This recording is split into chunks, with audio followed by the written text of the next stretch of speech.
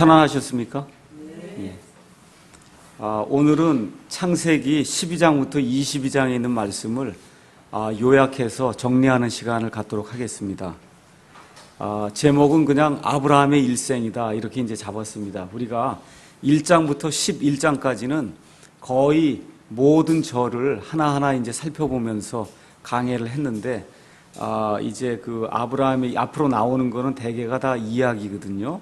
그래서 그 이야기이기 때문에 절마다 다 이렇게 그 강해를 할 수는 없고, 오늘은 먼저 아브라함의 일생 전체를 이렇게 살펴보는 그런 시간을 갖고, 그 다음에 이제 다음부터는 거기 나오는 아브라함의 언약이라든지, 그 다음에 또 멜기세덱의 이야기라든지, 여호와 이레라든지, 믿음이 무엇냐라든지 이런 것들을 하나하나 이렇게 좀 살펴보면서 창세기를 마무리 짓도록 그렇게 하겠습니다. 먼저 그 아브라함은 이름이 예전에는 아브람이었습니다. 그래서 아브라함의 뜻은 높여진 아버지다 이런 뜻이라고 이제 지난번에 말씀을 드렸는데, 나중에 하나님께서 아브라함의 이름을 바꿔주시죠. 그래서 아브라함은 많은 사람들의 아버지다, 많은 자들의 아버지다, 이와 같은 그 뜻을 가지고 있습니다. 여러분이 잘 아시다시피 아브라함은 갈대아의 우르에서 이제 태어났습니다. 여기 그 11장에 가서 보면은 이 아브라함의 족보가 이제 나오고 있는데, 거기 가셔서 11장 한번 가서 보시죠. 11장에 여러분이 10절부터 가서 보시면은 이 셈의 세대들은 이러하니라 이렇게 쭉 나오면서 26절에 가서 데라는 70년을 살며 아브라함과 나홀과 하란을 낳았더라 이렇게 기록이 되어 있습니다. 그래서 여기 가셔서 이렇게 세어 보시면 여기 나오는 그 셈이라고 한 사람이 노아의 아들인데, 셈의 9대손이 아브라함이라고 한 사실 여러분이 아실 수가 있습니다. 아버지는 데라였습니다. 자, 그 다음에 이제 그 데라의 세대들은 이러하니라 이렇게 해갖고, 데라가 누구를 낳았다고 27절에 기록하고 있냐면 아브라함과 나홀과 그 다음에 하란을 낳았다. 그런데 이제 하란은 먼저 죽었다고 하는 그런 사실이 이제 그 안에 기록이 돼 있고, 그 다음에 가서 보니까 이제 이 두 사람을 데리고 또 아브라함의 조카 롯을 데리고 아브라함의 아버지 데라가 갈대아 우르를 떠나서 이제 메소포타미아의 하란으로 가는 그와 같은 내용이 창세기 11장 27절에서부터 31절에 기록이 되어 있습니다. 그래서 이 내용에 대해서는 사도행전에 또 자세히 기록이 되어 있습니다. 사도행전 7장 2절에서 이제 3절에 가서 보니까 이제 그 내용에 대해서 스데반이 이야기한 대목이 있습니다. 사도행전 7장 2절에서 3절에 가서 보니까 뭐라고 기록되어 있냐면, 사람들아 형제들아 아버지들아 귀를 기울이라. 우리 조상 아브라함이 하란에 거하기 전 메소포타미아에 있을 때에 영광의 하나님께서 그에게 나타나 이르시되, 너는 내 고향과 친족을 떠나 내가 내게 보여줄 땅으로 들어가라 하시니. 그래서 이와 같은 그 내용을 스데반이 지금 기록을 하고 있습니다. 자, 그 다음에 이제 12장으로 넘어와서 보시면은 12장 1절부터 4절에 소위 아브라함의 언약이라고 불리는 아주 굉장히 성경상에서 중대한 그 언약이 드디어 모습을 드러내게 됩니다. 그래서 오늘은 시간이 되면 이따가 뒷부분에 이 아브라함 언약에 대해서 공부를 이제 자세히 해보려고 합니다. 자, 그래서 아브라함의 언약 이야기가 나온 다음에 하란에서 이제 떠나는 그와 같은 내용이 4절에 12장 4절에 기록이 되어 있습니다. 이처럼 아브라함이 주께서 자기에게 말씀하신 대로 떠나갔고 롯도 그와 함께 갔으며 아브라함이 하란을 떠날 때 75세였더라 이렇게 기록이 되어 있습니다. 그래서 아브라함의 나이가 언급되기 시작한 것이 바로 이 구절입니다. 이 구절부터 이제 나이가 언급이 되기 시작합니다. 그래서 아버지 집하고 이제 분리를 해서 고향을 등지고 떠나는 그와 같은 대목이 나오는데, 누구만 데리고 갑니까? 롯만 데리고 가죠. 그럼 자기 형제가 하나 있었죠. 누구였어요? 아브라함의 형제가 하나. 나홀이라고 하는 형제가 하나 있었잖아요. 그렇죠? 나홀은 두고 갔단 말이에요. 나홀은 데리고 가지 않았어요. 왜 그래요? 아버지 집과 분리를 해야 되기 때문에. 그럼 롯은 왜 데리고 갔냐? 조카죠. 물론 조카지만 조카도 안 데리고 가도 될 수가 있었거든요. 그런데 롯은 일단 아버지가 없었고, 그 다음에 제일 중요한 게 아브라함과 사레에게 자식이 없었어요. 자식이 없었기 때문에 상속자로 롯을 데리고 갔다고 보는 그러한 견해가 지배적입니다. 그게 특히 어디에 나오냐 하면 이스라엘 백성, 유대인들의 그 고대 그 기록을 보여주고 있는 요세푸스의 그런 글에 가서 보면 그렇게 이렇게 명확하게 이렇게 기록이 되어 있습니다. 성경에 나와 있지 않지만 이렇게 그 주석처럼 쓰여 있는 그 글을 볼 것 같으면은 아브라함에게 이제 자식이 없고 그래서 상속자로 롯을 이제 데리고 갔다. 이렇게 그렇게 기록이 되어 있습니다. 자, 그래서 이제 하란을 떠나갖고 어디에 도착하냐 하면은 가나안에 도착하는 내용이 12장 6절, 7절에 나와 있습니다. 그래서 그 땅을 통과해서 세겜이라는 곳에 들어가 모레 평야에 이르렀다. 이렇게 되어 있습니다. 모레라고 하는 그러한 그 사람이 있는데 그 모레 평야에 이르렀는데 그때 누가 있었냐면 그 땅에 이미 가나안 족속이 있었어요. 그래서 그 땅의 이름이 가나안 땅입니다. 누가 세웠다고 보시면 돼요. 함이 세운 거예요. 함의 아들 가나안이 세운 겁니다. 그래서 그 가나안에게서 나온 그 많은 후손들이 이미 그 땅에 존재하고 있었습니다. 그래서 그 내용이 12장 6절 7절 나오고요. 7절에 이제 주께서 아브라함에게 나타나 이르시되 내가 이 땅을 내 씨에게 주리라. 그렇게 이제 말씀하시죠. 그래서 자기에게 나타나신 주님께 거기서 제단을 쌓았다. 그렇게 이제 성경이 기록하고 있습니다. 그래서 아브라함이 들어가서 거한 땅의 이름이 여기 가서 보면 세겜이라는 곳이다. 이렇게 기록이 되어 있거든요. 그래서 세겜이라고 하는 그 지역이 실질적으로 이제 나중에 모세가 이스라엘 백성을 데리고 이집트에서 이제 탈출한 다음에 나중에 너희가 이제 가나안 땅에 다시 들어가거든.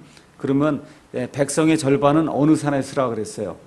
그리심산에. 또 백성의 절반은 에발산에 쓰라 그랬거든요.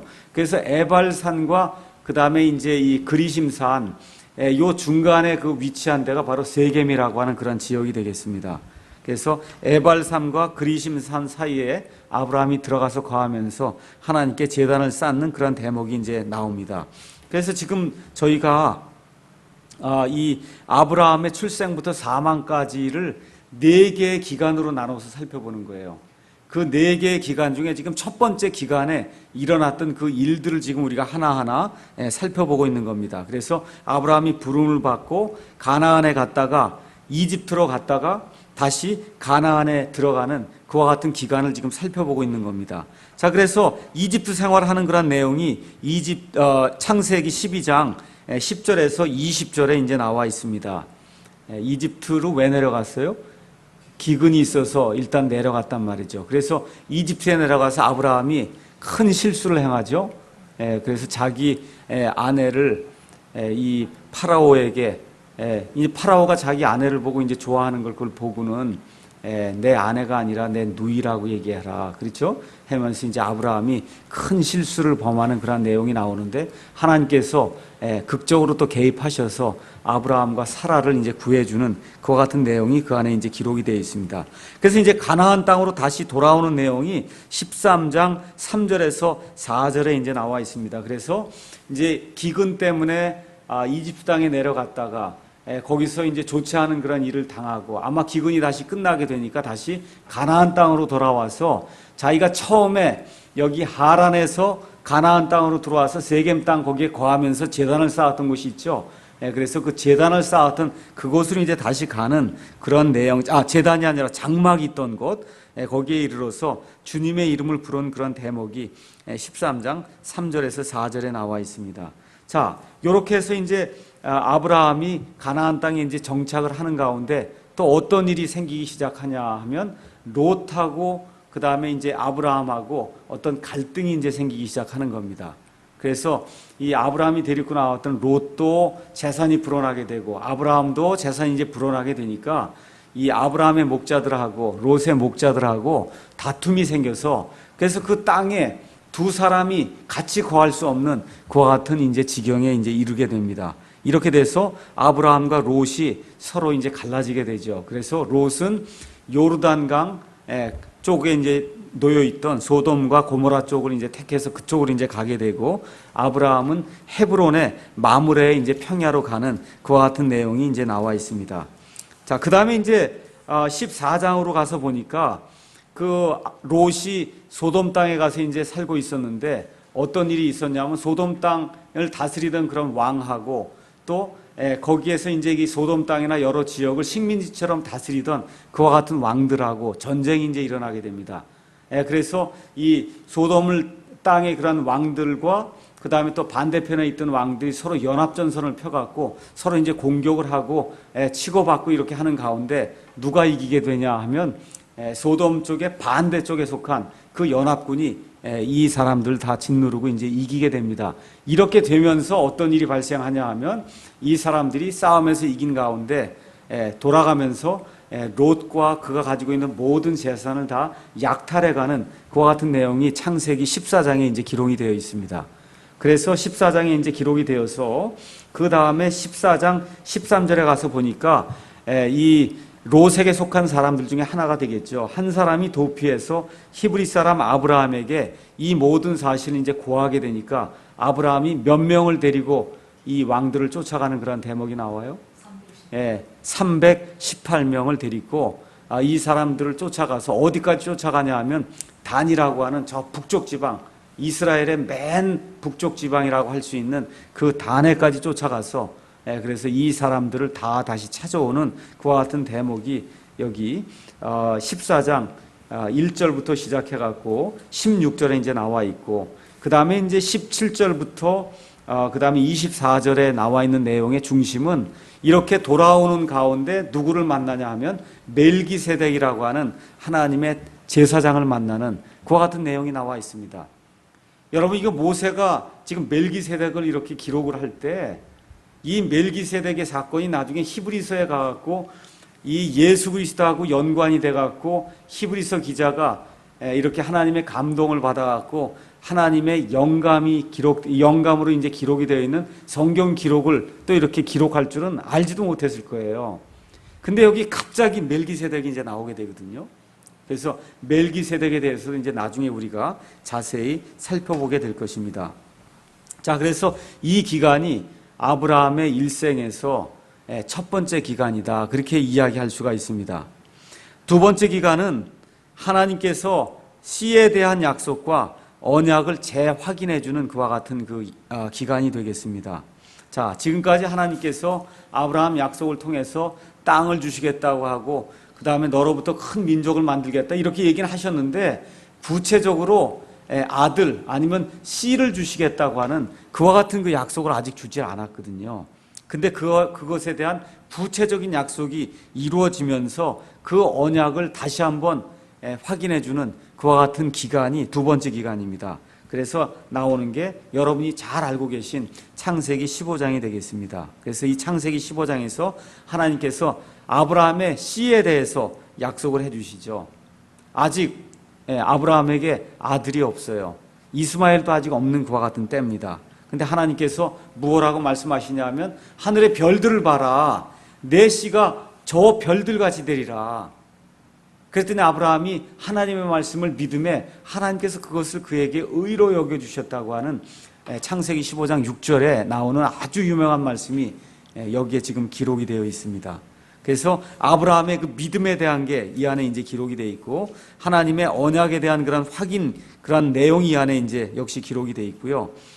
그 다음에 이제 이 15장에서 또 하나님께서 아브라함에게 씨를 주셔서 그 씨가 번성하다가 나중에 자기들의 땅이 아닌 다른 땅에 가서 거기 있는 민족들을 몇 년 섬긴다 그랬어요? 400년 동안. 그래서 섬기다가 4세대 만에 다시 이 땅으로 돌아오겠다라고 하는 그와 같은 그 미래에 대한 그러한 그 말씀을 또 하나님께서 직접 해주십니다.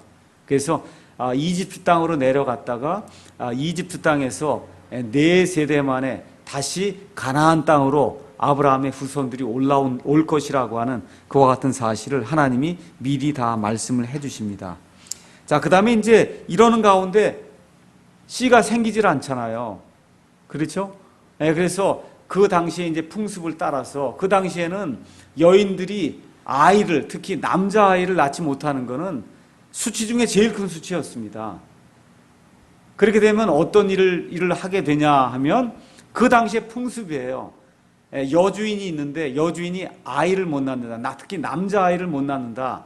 그러면 그 여주인의 몸종, 여종 중에서 한 사람을 이제 택해서 그래서 그 사람을 자기 남편에게 이렇게 주는, 그래서 그 여종을 통해서 이 씨를 받는 것이 그 당시에 가나안 땅에 살고 있던 대부분의 사람들의 풍습이었습니다.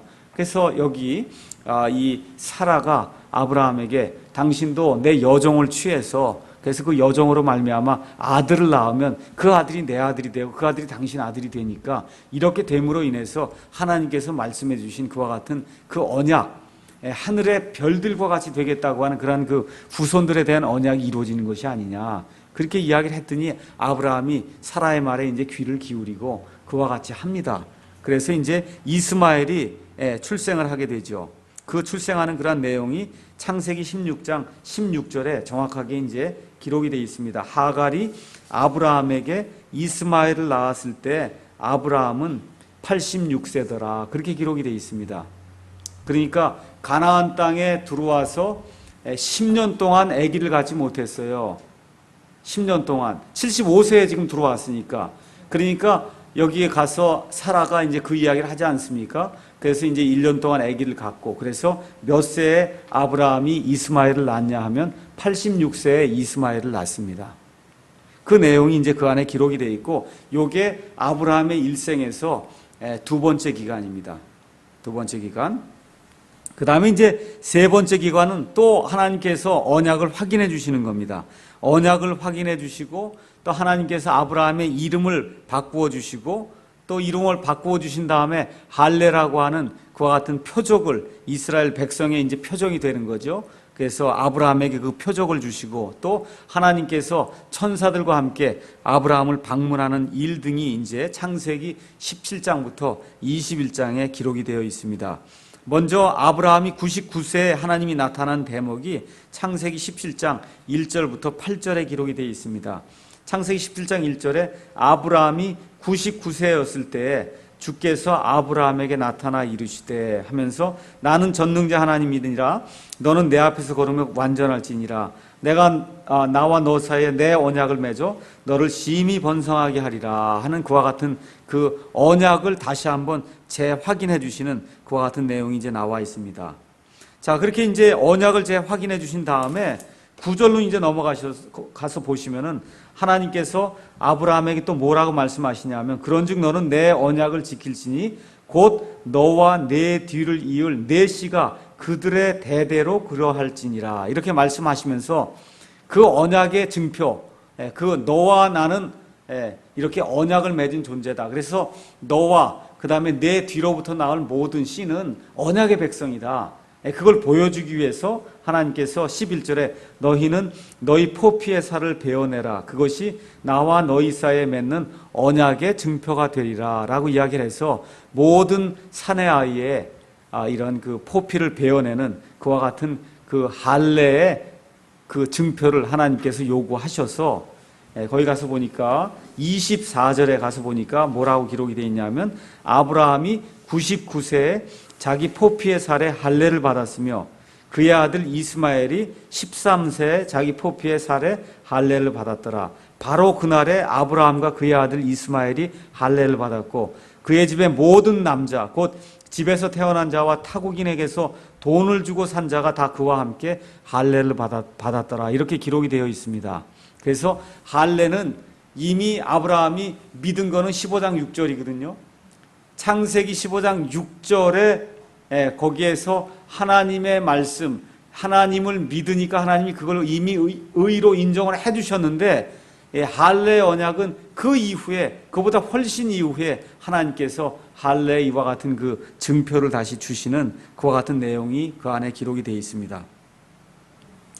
자, 그 다음에 이제 나오는 게 18장 나오는 게 세 천사가 아브라함을 방문하는 그런 내용이 되겠습니다. 세 천사 중에 한 명은 주 하나님이고 두 명은 천사입니다.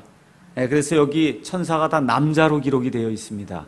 그래서 천사는 항상 남자로 나타나고 날개는 달려있지도 않으며 아기 천사, 그 다음에 뭐 여자 천사, 머리가 긴 천사, 이런 천사는 없다. 뭐 날개가 달린 천사 이런 거는 로마 카톨릭 교회에서나 이렇게 가르치고 뉴에이지에서 가르치는 그와 같은 천사지, 남자가 모두가 다 천사는 남자로 나옵니다. 18장 2절에 가서 보니까 눈을 들어 바라본즉, 아브라함이 눈을 들어 바라본즉 보라 세 남자, 개역 성경엔 세 사람으로 아마 되어 있을 거예요. 사람은 남자도 되고 여자도 되지만 히브리어 원어 자체도 그렇고 영어도 마찬가지고 우리말에서도 분명히 남자로 그렇게 번역을 해야만 천사가 남자라고 하는 사실을 알 수가 있습니다. 자, 그래서 이제 나타나서 어떤 말씀을 이제 하시냐 하면은 10절에 가서 생명의 때를 따라 내가 확실히 내게 돌아오리니 보라 내 아내 사라에게 한 아들이 있으리라 해서 아들을 주시겠다고 한 그 약속을 하나님께서 다시 한번 확인해 주시는 그와 같은 대목이 이 안에 이제 기록이 되어 있습니다. 자, 이게 이제 끝난 다음에 어떤 일이 이제 나오냐 하면은 이 16절 가서 보니까 그 남자들이 거기서 일어나 소돔을 바라보더니 아브라함은 그들을 배웅하러 그들과 함께 가니라 이렇게 되어 있습니다. 그렇게 해서 이때 주님께서 내가 지금부터 이 소돔 땅에 행하려고 하는 그 일을 아브라함에게 숨길 이유가 뭐가 있겠느냐 해서 아브라함에게 소돔 땅에다가 내가 어떤 일을 행하겠다 하는 걸 다 가르쳐 주지 않습니까? 이렇게 될 때 이제 그 아브라함이 의로우신 분께서 그 안에 혹시 의로운 자가 있으면은 그 사람을 그 악한 자들하고 같이 멸하시는 것이 의로운 일입니까? 그렇게 하실 수 없습니다. 온 땅의 치리자 되시는 하나님은 의롭게 재판하셔야만 합니다. 라고 이야기하면서 탄원하는 그와 같은 내용이 18장 이제 뒤에 가서 이제 나오게 되죠. 그래서 26절에 시작이 되죠. 만일 소돔에서 50명의 의로운 자, 50명 찾고, 그렇죠? 그 다음에 또 50명 가운데 28절에 가서 보니까 5명이 부족하니까 45명을 또 찾죠. 그렇죠? 그 다음에 29절에 가서 보니까 40명을 찾고, 그 다음에 30절에 가서 보니까 30명을 또 찾지 않습니까? 그 다음에 31절에 20명을 찾고, 그렇죠? 맨 마지막으로 몇 명을 찾았어요? 10명을 이제 찾는 그와 같은 대목이 나오죠. 그런데 소돔 땅에 10명의 의인이 없었던 거예요. 그래서 하나님께서 결국 소돔 땅을 나중에 이제 멸하게 되시죠. 그래서 멸하는 그러한 그 대목이 창세기 19장에 이제 나와 있습니다. 창세기 19장. 그래서 주 하나님, 그 세 천사 중에 한 명은 주 하나님이라 그랬죠. 주 하나님은 올라가시고 나머지 두 천사만 19장 1절에 가서 보니까 저녁 때에 두 천사가 소돔에 이르니 마침 롯이 소돔의 문에 앉았다가 그들을 보고 일어나 그들을 맞이했다라고 하는 그런 대목들이 나오거든요. 그 다음에 이제 그 대목이 나오면서 거기에 가서 이 소돔 사람들이 나타나서 이 남자들 향해서 동성연애를 하려고 하는 이와 같은 그 사악한 일이 이 안에 이제 기록이 되어 있습니다. 그런데 단순히 동성연애가 아니고 거기 나타난 그 남자들은 천사라고 하는 사실을 이해하셔야 됩니다.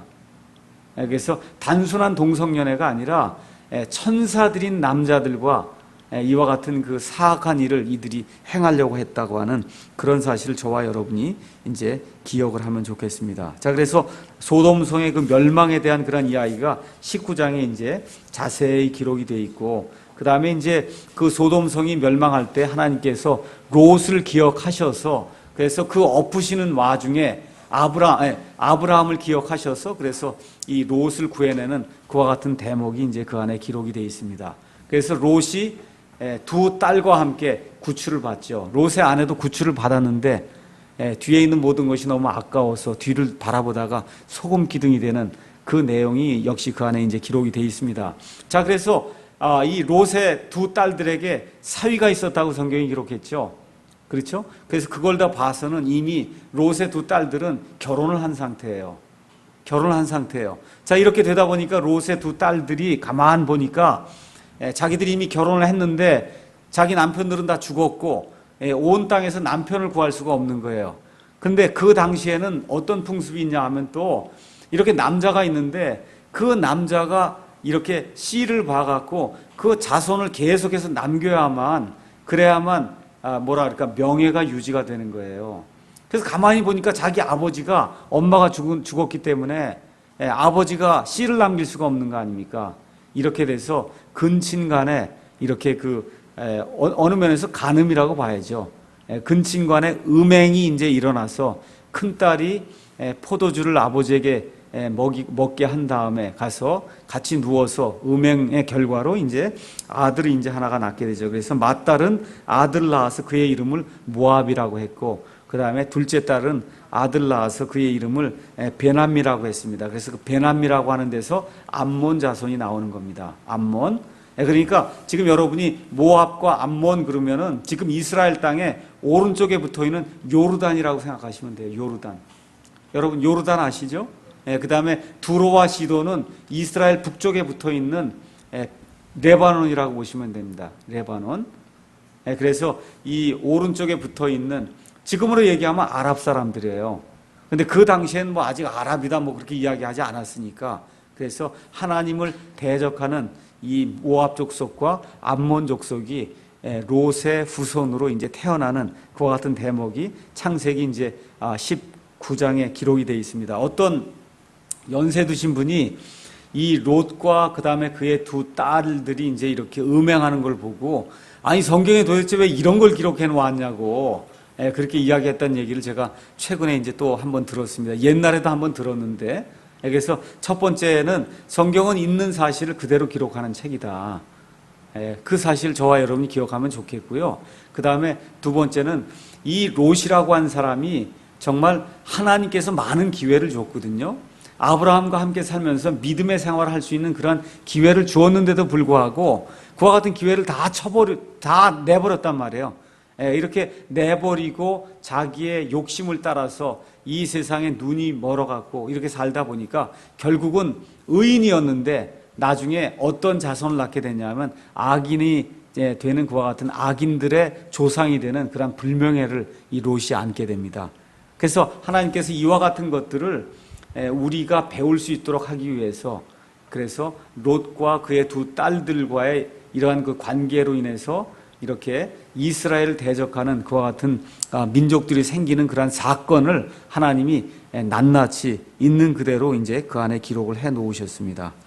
자, 그래서 이제 소돔이 멸망한 다음에 아브라함이 이제 거기에서 또 어디로 다시 내려가냐면 남쪽 지방, 네게브라고 하는 그런 그 남쪽 지방으로 이제 내려가다가 가데스하고 이제 수르 사이에 거하며 그랄에 이제 살았는데, 그때 그 살고 있던 그랄의 왕의 이름이 아비멜렉입니다. 여러분이 이제 아비멜렉을 이제 보시면 아비멜렉이 몇 번 나오거든요. 근데 여러분이 보실 때, 아니 이거 아비멜렉이 왜 이렇게 자꾸 나오나 이렇게 생각하시는데요. 이 창세기 특히 아브라함이라든지 이런 사건을 가서 보시면 아비멜렉이 요 끝나고도 나오고 그 다음에도 또 나오고 그렇습니다. 근데 그 아비멜렉이 같은 아비멜렉인지 아니면 아버지 아비멜렉이 있고 아들 아비멜렉이 있는지 그건 성경이 이야기하지 않습니다. 그러니까 많은 경우에 똑같은 이름을 썼다는 거예요. 똑같은 이름. 여러분 파라오도 마찬가지잖아요. 파라오가 아까 이집트 내려갈 때도 파라오가 있었다고 얘기했죠. 나중에 요셉 당시에도 파라오가 있었고, 맨 나중에 또 요셉을 알지 못하는 파라오가 일어나고, 이와 같이 다 이름이 그냥 파라오입니다. 이와 같은 식으로 아비멜렉이라고 한 사람이 나올 때도 그게 한 사람을 꼭 가리킨다 그렇게 보지 마시고, 한 사람일 수도 있고 아니면 아버지 아비멜렉, 그 다음에 아들 아비멜렉, 이렇게 보실 수 있다는 겁니다. 자, 그래서 이 아비멜렉이 또 가서 가만히 보니까 아브라함이 데리고 온 이 사라가 굉장히 이제 미인이라고 한 사실을 이제 알게 됐습니다. 그래서 아브라함에게서 이 사라를 탈취해가는 그와 같은 대목이 나오는데, 하나님께서 또 여기서도 극적으로 개입하셔서 그래서 아비멜렉의 집에 병을 내리시고, 그래서 또 아비멜렉이 꿈에 나타나셔서 너는 죽은 자다라고 이야기하면서 대언자 아비멜렉을 통해서 대언자 아브라함을 통해서 이렇게 아브라함이 너를 위해 기도하게 되면 그때 내 집에 병이 다 나을 것이다 라고 이제 이야기하면서 이제 아비멜렉이 겁을 주게 되니까 아비멜렉이 어쩔 수 없이 아브라함에게 이제 사라를 이제 돌려보내는 그와 같은 내용이 20장에 이제 기록이 되어 있습니다. 자, 그 다음에 이제 21장에, 근데 여기가 내용이 상당히 중요한 거예요. 지금 하나님이 몇 세 아들을 주겠다고 이제 이야기를 또 하셨냐면 99세에 지금 나타나셨단 말이죠. 그렇죠? 99세 줬는데 아브라함이 지금 100세가 지금 돼서 아들을 낳는데 그 1년 사이에 아기를 갖고 이렇게 하려면 적어도 9개월, 10개월 이렇게 되는 그 사이에 지금 아비멜렉 사건이 일어난 거예요. 그러니까 여러분이 이걸 가만 보시면은 어떻게 이해를 하셔야 되겠어요?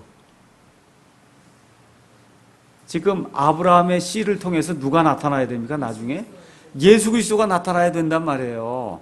그렇죠? 그래서 하나님 지금 예수 그리스도 메시아를 지금 아브라함의 씨를 통해서 지금 주시려고 하는데 마귀는 가만히 있지 않잖아요. 마귀가. 그렇잖아요. 근데 지금 사라가 더 이상 나이가 들면은 낳을 수가 없거든요. 아기를. 그러니까 지금 낳아야 된단 말이에요. 또 하나님께서 낳게 지금 만들어 주셨는데 지금 어떻게 하려고 그래요? 마귀가 거기에 개입을 해갖고 그래서 아비멜렉이 이 사라를 데려다가 그래서 취해갖고 아내를 삼아버리면 하나님의 모든 계획이 무산이 돼버리면 그러면 어떻게 되는 겁니까? 메시아가 오지 못하지 않습니까? 그렇죠? 그래서 하나님이 직접적으로 개입을 하셔갖고 그래서 아비멜렉이 아브라함의 아내 사라를 취하지 못하도록 그렇게 하시는 그런 대목이 이 안에 기록이 되어 있어요. 이게 중요한 사건이기 때문에 한 장 내내 그 내용이 기록이 되어 있는 겁니다. 한 장 내내. 그 내용이 뭐냐 하면 마귀가 그냥 있지 않는다는 거죠. 하나님의 어떤 크신 일을 이루고자 하실 때 마귀랑 뒤에다가 이렇게 뒷짐지고 가만히 있지 않는다는 겁니다. 하나님의 일을 망쳐 놓으려고 무언가 그냥 애를 쓴다는 거죠. 자, 그렇게 해서 드디어 21장에 가서 21장에 100세 때에 아브라함이 사라를 통해서 하나님께서 약속해 주신 약속의 아들 이삭을 낳는 그와 같은 대목이 기록이 되어 있습니다. 자, 그래서 이제 세 번째 기간 우리가 다 살펴봤고요. 네 번째 기간은 믿음의 시험이 있는 그런 기간입니다. 믿음의 시험. 지금까지 아브라함이 15장 6절에 하나님을 믿으니 그걸 의로 인정해 주셨다 그랬거든요. 그렇죠? 그렇게 믿음으로 말미암아 의롭게 되었는데 그렇게 되었을 때부터 아브라함이 완전한 의인이었냐? 그건 아니란 얘기죠. 그 이후에도 아내를 가리켜서 또 내 누이라 그러고 뭐 하여튼 많은 그러한 그 어려운 일들을 많이 겪으면서 또 어떤 일도 이제 이루어져요. 또 아내의 말을 듣고 하가를 통해서 또 육신의 아들도 낳고 하여튼 아브라함이 여러 가지 그런 일들을 이제 치르고 드디어 100세 때에 하나님으로 말미암아 도저히 이루어질 수 없는 그런 일인데 하나님의 능력으로 말미암아 사라가 90세 때에 아들을 낳게 됩니다. 그렇지 않습니까? 그런데 하나님이 최종적으로 아브라함의 믿음의 그 어떤 완성된 걸 보시기 위해서 하나님이 마지막으로 한 번 더 테스트를 하는 그와 같은 대목이 이제 창세기 22장이 이제 자세히 기록이 되어 있습니다. 그럼 무슨 얘기냐? 이삭을 바치라는 거예요. 그래서 요세푸스가 지은 그 유대 고대사라고 하는 데 가서 보시면 요세푸스가 뭐라고 기록하고 있냐 하면 아브라함에게 이삭을 바치라고 했을 때 이삭의 나이가 대략 한 20세쯤 되었을 거다. 이삭의 나이가 한 20살쯤. 20살이 돼야 모두 지국하고 지금 이렇게 할 거 아닙니까? 그러니까 10살 아이나 그런 아이는 아니라는 거예요. 그래서 한 20살쯤 되었을 때 이삭을 바치라고 하는 하나님이 명령이 떨어지게 되니까 그러니까 아브라함이 하나님께서 100세에 낳지도 못할 그런 사람에게 아들을 주셨는데 하나님이 만일에 이 아들을 바치라 그래서 이 아들이 죽게 되면 하나님께서 이 아들을 다시 부활시켜 주실 것이다. 그러니까 그냥 믿음이 너무 충만해 갖고선 이번에는 그 믿음의 아주 완성을 보여주는 거예요. 그래서 믿음이 완전히 이렇게 성숙하게 되니까 그와 같은 믿음까지 갖는구나. 이렇게 해서 이 여호와 일의 사건을 통해서 아브라함의 그 완성된 믿음을 우리에게 보여주시면서 아브라함의 일생을 통해서 우리 믿는 사람들이 믿음의 여정을 어떻게 가져야 될 것인가. 여기에 대해서 하나님이 그림으로 하나하나 한 단계 한 단계 이렇게 보여주신다는 거죠. 그래서 저와 여러분이 늘 기억을 해야 됩니다. 뭘 기억해야 되냐면 하나님이 아브라함을 부르셨을 때 아브라함이 뭔가 비상한 재주를 갖고 있고 워낙 믿음이 좋은 사람이고 그렇기 때문에 하나님이 아브라함을 불렀구나. 나 같은 보통 사람은 아무것도 할 수 없지. 이렇게 생각하면 안 된다는 겁니다. 성경에 나와 있는 아브라함은 우상을 숭배하던 사람이에요. 보통 저와 여러분보다, 보통 사람들보다 훨씬 더 영적으로는 더 나쁜 가정 출생입니다. 그럼에도 불구하고 하나님이 은혜로 그를 택해 주신다, 그 얘기죠. 그렇죠? 그렇게 택해 주실 때 아브라함이 순종하고 나아갔다는 겁니다. 순종하고 나아갔어요. 근데 순종하고 나아갔는데 아직 구원받지 못했죠. 아직 의로 인정해 준 건 그 이후에 하나님께서 내 씨가 하나도 없는데 내 씨가 하늘의 별들같이 되리라, 그렇게 얘기할 때 하나님을 믿으니까, 그렇죠? 그때 하나님이 그걸 그에게 의로 인정해 주셨다고 그랬잖아요. 의로 인정해 주셔야 구원받은 거 아닙니까? 그렇죠? 그래서 이와 같은 일들을 통해서, 아브라함의 일생을 통해서 저와 여러분에게, 우리 같은 보통 사람도 이렇게 믿음의 여정이 이렇게 진행이 되는 동안 점점 더 믿음에서 강건한 자가 돼야 된다. 그래서 아브라함의 이와 같은 그 모습을 통해서 많은 것을 우리가 배워야 된다. 이런 것들을 우리에게 알려주시기 위해서 하나님이 친히 이 말씀을 기록을 해 놓으신 것입니다. 그래서 사라가 23장 1절에 가서 보니까 127세에 죽었다고 이제 기록이 돼 있고, 사라가 죽게 되니까 이제 소유 매장지를 이제 만들기 위해서, 그래서 막벨라 굴을 이제 소유 매장지로 이 햇사람들에게서 사는 그와 같은 대목이 나옵니다. 그 다음에 이제 창세기 24장에 가서 보면 이삭의 결혼 내용이 나오죠. 이삭의 결혼 내용도 아브라함의 믿음을 테스팅한 거예요. 아브라함의 믿음.